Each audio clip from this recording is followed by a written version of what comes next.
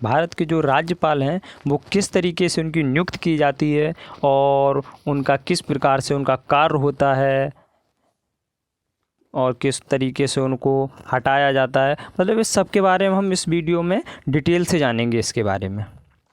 सबसे पहले हम देखते हैं जो ये भारत के राज्यपाल, सबसे पहले देखते हैं भारत का संविधान संघात्मक है। इसमें संघ तथा राज्यों के शासन के संबंध में प्रावधान किया गया है। संविधान के भाग 6 में राज्य शासन के लिए प्रावधान है। राज्य की शासन पद्धति संसदीय है, ये सभी लोग जानते हैं। राज्यपाल की नियुक्ति राज्यों में होती है। राज्यपाल की जो नियुक्ति है वो राज्यों में होती है, परंतु केंद्र शासित प्रदेश होते हैं जो उनमें राज्यपाल नहीं, उनमें उपराज्यपाल की नियुक्ति की जाती है। भारत में 8 केंद्र शासित प्रदेश हैं। हमारे भारत में जो केंद्र शासित प्रदेश हैं वो 8 हैं, जिनमें से सिर्फ 3 राज्यों में, जो 3 राज्य हैं उनमें ही उपराज्यपाल बनाए जाते हैं। बाकी जो 5 केंद्र शासित राज्य हैं उनमें उपराज्यपाल नहीं बनाए जाते हैं। जैसे राज्यपाल 3 केंद्र शासित राज्यों में बनाए जाते हैं, वो कौन कौन से हैं, वो नंबर 1 हम देख लेते हैं, अंडमान और निकोबार द्वीप समूह, नंबर 2 दिल्ली, नंबर 3 पुडुचेरी। बाकी के जो 5 केंद्र शासित प्रदेश हैं उनमें क्या होता है, उनमें देखते हैं कि जैसे कि जो 5 राज्यपाल, एक चंडीगढ़ है, 5 राज्य हैं केंद्र शासित प्रदेश, इस चंडीगढ़ हो गया, दमन और दीप हो गया, दादर नगर और हवेली, लक्षद्वीप, जम्मू कश्मीर और लद्दाख। ये जो 5 केंद्र शासित प्रदेश हैं ये राज्य की कार्यपालिका का प्रमुख यहाँ पर राज्यपाल ही होता है। यहाँ पर वो राज्यपाल ही होता है जो मंत्रिपरिषद की सलाह के अनुसार कार्य करता है। ये यहाँ की जो मंत्रिपरिषद होती है उसके सलाह के अनुसार कार्य करता है। इसके बाद आगे हम देखते हैं दोस्तों कि जो मंत्रिपरिषद की सलाह के अनुसार ये कार्य करते हैं, कुछ मामलों में राज्यपाल को विवेकाधिकार दिया गया है। ऐसे मामलों में वह मंत्रिपरिषद की सलाह लिए बिना भी कार्य कर सकते हैं। उन्हें मंत्रिपरिषद की सलाह लेने की कोई ज़रूरत नहीं है, इतनी शक्ति उनके पास है, वो बिना मंत्रिपरिषद की सलाह लिए कार्य को कर सकते हैं। आगे देखते हैं दोस्तों कि जो राज्यपाल अपने राज्य के सभी जो राज्यपाल होते हैं प्रदेशों में, वो अपने जो भी मतलब पूरे राज्य में विश्वविद्यालय हैं, यूनिवर्सिटी जो भी होती हैं, उनके कुलाधिपति भी होते हैं। जो राज्यपाल होगा वो कुलाधिपति होगा उस राज्य में स्थित सभी विश्वविद्यालयों का।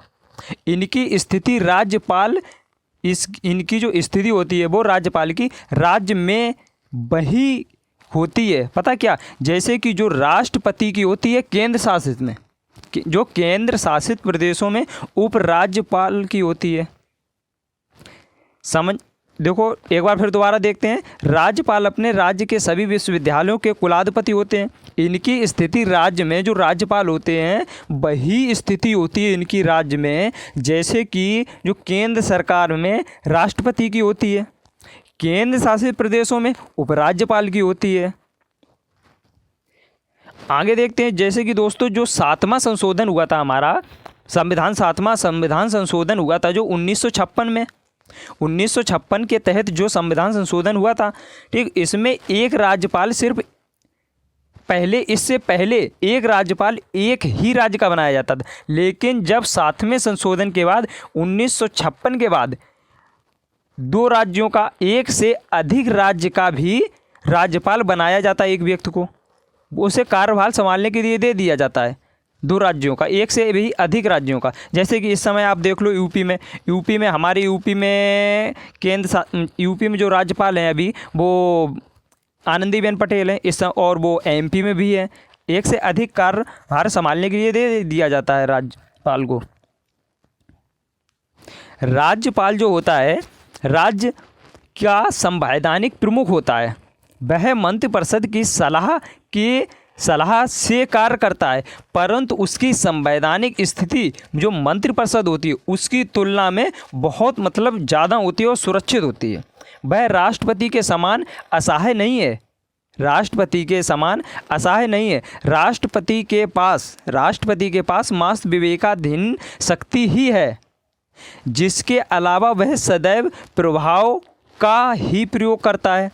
किंतु जो संविधान राज्यपाल को प्रभाव एवं शक्ति दोनों देता है, उसका पद जितना शोभात्मक है उतना ही कार्यात्मक भी है, उतना ही कार्यात्मक भी है।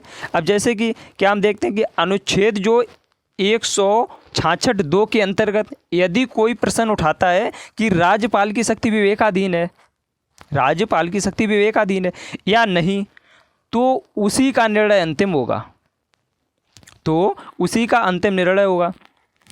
और आगे देखते हैं जैसे कि जो आर्टिकल होता है जो अनुच्छेद 166(3) में, उसमें क्या होता है, राज्यपाल इन शक्तियों का प्रयोग उन नियमों के निर्माण हेतु कर सकता है जिनसे राज्य कार्यों को सुगमता एवं पूर्वक संचालन हो, साथ ही वह मंत्रियों की कार्य विभाजन भी कर सकता है। जो मंत्री होते हैं मंत्रिमंडल, उनके मंत्रियों का कार्य विभाजन भी कर सकता है राज्यपाल। और अनुच्छेद 200 के अधीन राज्यपाल अपनी विवेकाधीन जो विवेक शक्ति होती है, विवेक शक्ति का प्रयोग राज्य विधायिकाओं पारित बिल को राष्ट्रपति की स्वीकृति हेतु सुरक्षित रख सकने में कर सकता है। जो अनुच्छेद 356 के अधीन राज्यपाल राष्ट्रपति को राज्य के प्रशासन को अधिग्रहित करने हेतु निमंत्रण भी दे सकता है।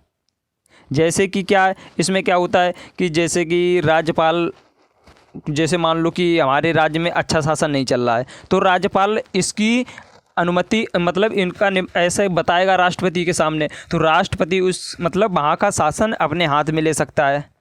इस प्रकार से जैसे कि ऐसे आगे हम देखेंगे जो कुछ राज्यों के राज्यपाल होते हैं, जो जैसे कि कुछ राज्यपाल हैं कुछ राज्यों के, वो विशेष उत्तरदायित्वों का निर्वाह करना होता है। विशेष उत्तरदायित्व का अर्थ यह है कि राज्यपाल मंत्रिमंडल से सलाह तो ले सकते हैं किंतु मानने के लिए बाध्य नहीं है और ना ही सलाह लेने की ज़रूरत पड़ती हो, अगर उनको मान लो कि, और ना ही जैसे उसे सलाह लेने की ज़रूरत पड़ती हो। आगे देखते हैं दोस्तों हम क्या कि जैसे राज्यपाल की जो योग्यता होती है, वो योग्यता क्या क्या होती है। राज्यपाल की योग्यता जो है वो अनुच्छेद 157 के अनुसार राज्यपाल पद पर नियुक्त किए जाने वाले व्यक्ति में निम्नलिखित योग्यता का होना अनिवार्य होता है। जैसे कि क्या होता है, इसमें हम नंबर 1 देखते हैं। नंबर 1 क्या होता है, वह भारत का नागरिक होना चाहिए। नंबर 2, वह मतलब 35 वर्ष की आयु को पूरा कर चुका हो। नंबर 3, वह भारत सरकार, केंद्र सरकार या इन राज्यों के नियंत्रण के अधीन किसी सार्वजनिक उपक्रम या लाभ के पद पर ना हो। वह राज्य की विधानसभाओं का सदस्य चुने जाने के लिए योग्य होना चाहिए और वह पागल या दिवालिया घोषित ना किया जा चुका हो। इस प्रकार से उसकी राज्यपाल की नियुक्ति की जाती है, उसकी योग्यताएं होती हैं। और जो राज्यपाल की नियुक्ति होती है ये क्या होती है, संविधान के अनुच्छेद 155 के अनुसार राज्यपाल की नियुक्ति राष्ट्रपति के द्वारा प्रत्यक्ष रूप से की जाएगी, किंतु वास्तव में जो राज्यपाल की नियुक्ति है वो राष्ट्रपति के द्वारा तो की जाएगी, लेकिन तभी की जाएगी जब केंद्रीय मंत्रिमंडल की सिफारिश पर की जाती है। राष्ट्रपति अपने मन से नहीं कर सकता है, वो जब केंद्रीय मंत्रिमंडल की सिफारिश होगी तभी वो करेगा। इसका क्या होता है, राज्यपाल की नियुक्ति के संबंध में निम्न 2 प्रकार की प्रथाएं बन गई हैं अब।